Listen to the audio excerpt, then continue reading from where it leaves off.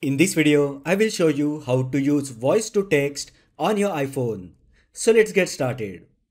Voice to text lets you use dictation to write a text message, email, search on Google and more. First open Settings app on your iPhone. Now tap General. Next, tap Keyboard.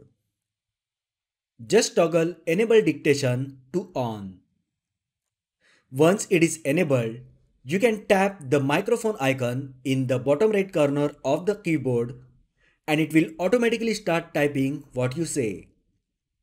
Let's open Notes app. Now create a new note.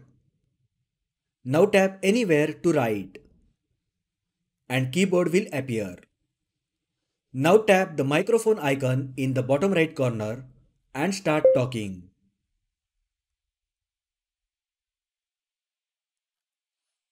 As you can see, my voice is getting converted to text.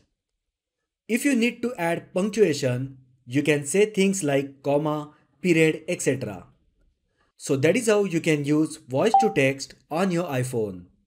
If you find the video helpful, then like the video, share with your friends and subscribe to my channel.